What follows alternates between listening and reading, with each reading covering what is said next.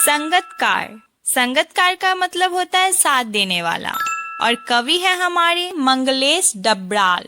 तो देखो, इस कविता में जो संगतकार का बात हुआ है ना, वो मुख्य गायक यानी मेन सिंगर के पीछे पीछे जो गाते हैं ना, उसे इस कविता में संगतकार कहा गया है। और पूरा कविता हम लोग उन्हीं के बारे में पढ़ेंगे जो कि मेन सिंगर के पीछे पीछे गाते हैं ना, और उनका सपोर्ट करते हैं, जैसे गाकर या फिर इंस्ट्रूमेंट बजाकर। तो उन्हीं लोगों के बारे में आज हम लोग पढ़ेंगे। और हाँ, कविता के थ्रू ना हमें कवि कुछ और भी समझाना चाहते हैं कि हर किसी के जीवन में ना कोई या कुछ लोग तो जरूर होते हैं जो उनकी सहायता हमेशा करते हैं। और देखो, हमारे आसपास ऐसे बहुत सारे लोग होते हैं ना जो छोटी सी छोटी कामों में भी ना बहुत हेल्प करते हैं, पर हम लोग कभी उन लोगों पर ध्यान ही नहीं देते, नोटिस ही नहीं करते हैं। जैसे देखो, हम लोग स्कूल जाते हैं, पर हमारा स्कूल फी हमारे पेरेंट्स पे करते हैं। तो हमारे जीवन में हमारे संगतकार कौन है? हमारे माता पिता। हम लोग स्कूल जाते हैं तो प्रिंसिपल का हेल्प कौन करता है? टीचर लोग। टीचर लोग हमें पढ़ाते हैं और प्रिंसिपल का सपोर्ट करते हैं। तो प्रिंसिपल के जीवन में संगतकार कौन है? टीचर। और हमारे भी जीवन में उस टाइम पे संगतकार कौन है? टीचर। और अगर तुम लोग मॉल वगैरह में भी जाओगे ना, तो ऑनर तो होता ही है। ऑनर के नीचे जो कुछ वर्कर्स होते हैं जो हमें हेल्प करते हैं कपड़ा वगैरह दिखाने में, तो वो ऑनर के जिंदगी में संगतकार हैं। तो चलो कविता को शुरू करते हैं। मुख्य गायक के चट्टान जैसे भारी स्वर का साथ देती वह आवाज सुंदर, कमजोर, कांपती हुई थी। मुख्य गायक मतलब मेन सिंगर। चट्टान जैसे यानी बहुत ही मजबूत, थोड़ा कठोर। भारी स्वर का मतलब है गहरी और बहुत ही ताकतवर आवाज। साथ देती हुई यानी मदद करती हुई। कमजोर का यहाँ पे यह अर्थ है ना कि हल्का, थोड़ा दबा हुआ आवाज। कांपती हुई का मतलब है थरथराती हुई। तो इन दो पंक्तियों का ये अर्थ हुआ ना कि मुख्य गायक यानी मेन सिंगर का आवाज ना बहुत ही मजबूत और थोड़ा कठोर यानी भारी होता है। तो मुख्य गायक अपने भारी आवाज में गा रहा होता है ना, उस भारी आवाज का साथ देती हुई यानी बैकग्राउंड से एक और भी सुंदर और हल्की दबी हुई, कांपती हुई आवाज भी हमें सुनाई देती है। तो ये आवाज किसकी होती है? ये आवाज होती है संगतकार की। वह मुख्य गायक का छोटा भाई है, या उसका शिष्य, या पैदल चलकर सीखने आने वाला दूर का कोई रिश्तेदार? यानी संगतकार क्या मुख्य गायक का छोटा भाई है, या मुख्य गायक का शिष्य है, या फिर कोई दूर का रिश्तेदार है जो दूर से आया है और संगीत सीखना चाहता है? तो देखो, इन पंक्तियों में ना हमारे कवि यह बताना चाह रहे हैं कि संगतकार मुख्य गायक के साथ ही होता है, यानी मुख्य गायक के आसपास ही होता है, लेकिन संगतकार की पहचान मुख्य गायक से कम होती है। जैसे देखो, हम लोगों को भी ना बहुत सारे मेन सिंगर के नाम याद है, पर उनके साथ जो लोग गाते हैं या जो लोग काम करते हैं उन्हें तो हम जानते तक भी नहीं है। तो इन पंक्तियों का ये अर्थ हुआ ना कि जब भी हम गाना यानी सॉन्ग सुनते हैं, हमें ना मेन सिंगर के साथ साथ और भी आवाजें बैकग्राउंड से सुनाई दे रही होती है। तुमने कभी ध्यान दिया है, ये जो आवाज होती है ये सुरीली तो बहुत होती है, पर फिर भी मेन सिंगर से आवाज थोड़ा सा यानी मेन सिंगर के आवाज से थोड़ा सा धीमा होता है, और ये आवाज संगतकार की ही होती है। पर हम लोग कभी भी इनके बारे में जान ही नहीं पाते, क्योंकि हमारा मेन फोकस मेन सिंगर पर होता है, यानी मुख्य गायक पर होता है। लेकिन संगतकार की वजह से ही जो हमारे मुख्य गायक हैं वो अच्छा गा पाते हैं। पर वो कैसे? चलो कविता आगे पढ़ते हैं और जानते हैं। मुख्य गायक की गरज में वह अपनी गूंज मिलाता आया है प्राचीन काल से। गरज का मतलब होता है जोरदार आवाज, यानी ऊंची गंभीर आवाज, तेज आवाज। गूंज का मतलब भी आवाज ही होता है। प्राचीन काल से यानी बहुत ही पुराने समय से, वह यहाँ पे न संगतकार को कहा जा रहा है। तो मतलब ये हुआ कि मुख्य गायक की जोरदार आवाज यानी तेज आवाज के बीच संगतकार अपनी आवाज बहुत ही पुराने समय से मिलाता आया है यानी गाता आया है।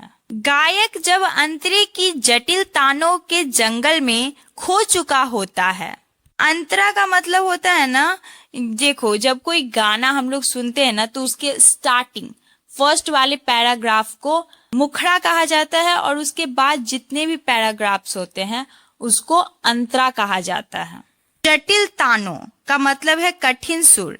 जटिल तानों के जंगल में खो चुका होता है का मतलब है कठिन सुरों को गाते गाते गायक उसी में उलझ कर खो चुका होता है। समझ पा रहे हो ना?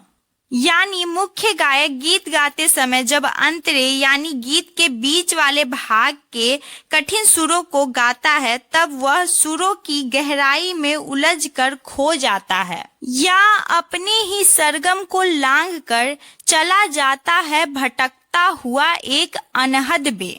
सरगम का मतलब होता है सीमा, यानी कि किसी भी गाने को गाने समय एक सीमा बनाया जाता है कि इसी सुर में पूरा गाना गाया जाएगा। लांघना का मतलब होता है आगे निकल जाना या पार कर जाना, भटकता हुआ या इधर उधर जाता हुआ, अनहद जिसका कोई अंत ना हो। तो इन पंक्तियों को ना थोड़ा ध्यान से समझो। मतलब देखो, जब कोई गीत गाया जाता है ना तो उसमें सुरों का सीमा होता है, यानी ऐसा होता है ना कि ये पूरा गाना इसी धुन इसी टोन में गाया जाएगा। पर कभी कभी मुख्य गायक सुरों के सीमा को पार कर देते हैं, जैसे कि गाते गाते संगीत की गहराई में इतना ज्यादा खो जाते हैं ना कि उसी में भटकने लगते हैं।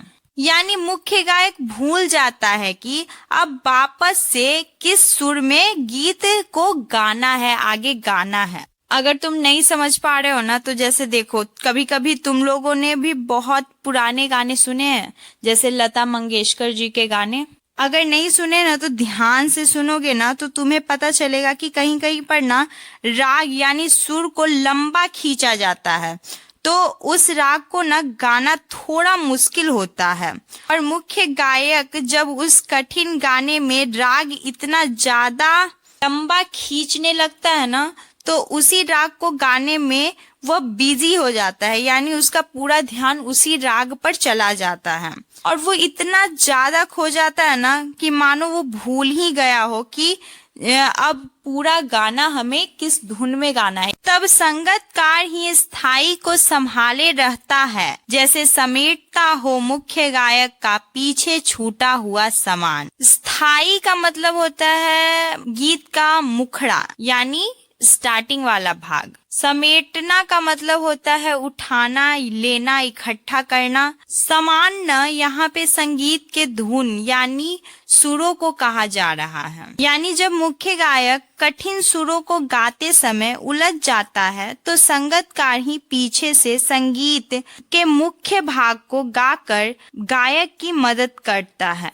यानी संगतकार संगीत को ऐसे संभाल लेता है जैसे कि मानो मुख्य गायक का कुछ सामान यानी सुर गिर गया हो और संगतकार उसको उठाता हुआ आ रहा हो, जैसे उसे याद दिलाता हो उसका बचपन जब वह नौसिखिया था। बचपन यहाँ पर न स्टार्टिंग वाले टाइम को कहा गया है जब कि मुख्य गायक गाना सीख रहा होता है। नौसिखिया का मतलब होता है जब हम लोग नए नए किसी चीज को सीखते हैं तो उस टाइम हम लोग नौसिखिया होते हैं। तो इसका मतलब ये हुआ कि मानो जैसे संगतकार गायक को याद दिला रहा है कि कभी यानी किसी टाइम पर स्टार्टिंग वाले दिनों में वह कैसे गलतियां करता था और उसके गुरु उसे सिखाते थे।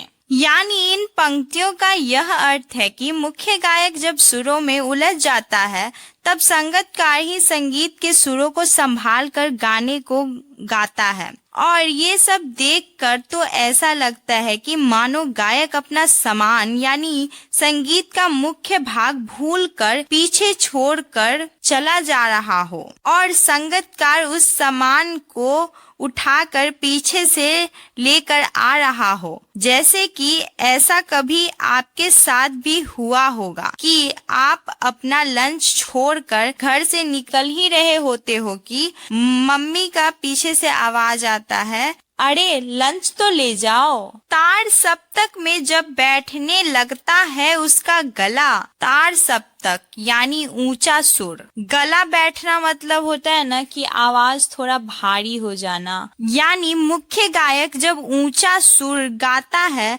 तब उसका गला कमजोर पड़ जाता है, यानी आवाज भारी हो जाता है। प्रेरणा साथ छोड़ती हुई उत्साह अस्त होता हुआ। प्रेरणा का मतलब होता है हिम्मत, उत्साह अस्त होना, जोश का कम हो जाना। मतलब फिर ऐसे हालात में मुख्य गायक का हिम्मत टूटने लगता है और जोश भी कम होने लगता है। आवाज से राख जैसा कुछ गिरता हुआ। राख जैसा कुछ गिरता हुआ, इसका मतलब ये है ना कि आवाज है जो बुझा सा लगना, यानी गायक की आवाज में पहले जैसा मिठास और ताकत नहीं रहती है।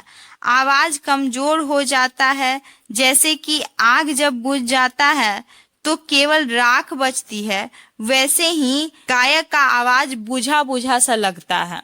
तभी मुख्य गायक को ढाढ़स बांधता कहीं से चला आता है संगीतकार का स्वर। ढाढ़स बांधना, हिम्मत देना, यानी तभी जो है मुख्य गायक को हिम्मत देता हुआ और संगीत को संभालता हुआ हमें एक कहीं से आवाज सुनाई देती है और वह आवाज संगीतकार की होती है।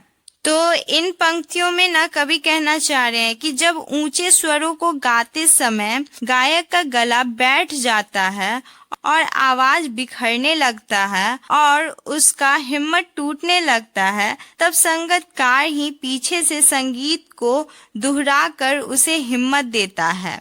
कभी कभी वह यूं ही दे देता है उसका साथ, यह बताने के लिए कि वह अकेला नहीं है। यूं ही का मतलब होता है ऐसे ही, यानी संगीतकार हमेशा गायक की मदद करता रहता है। कई बार तो वह ऐसे ही मुख्य गायक के साथ गा देता है, यह बताने के लिए कि मुख्य गायक अकेला नहीं है, संगीतकार भी उसके साथ है। और यह कि फिर से गाया जा सकता है, गाया जा चुका राग, यानी संगीतकार पीछे से मुख्य गायक के गाने के बाद फिर से उन्हीं रागों को दोहराता है और जैसे मानो कि वह मुख्य गायक को हिम्मत दे रहा हो कि कोई बात नहीं, अगर गलती हो भी जाए तो फिर से उसी गाने को यानी उसी राग को फिर से गाया जा सकता है। यानी जो राग तुमने पहले गाया अगर उसमें कुछ गलतियां हो भी गई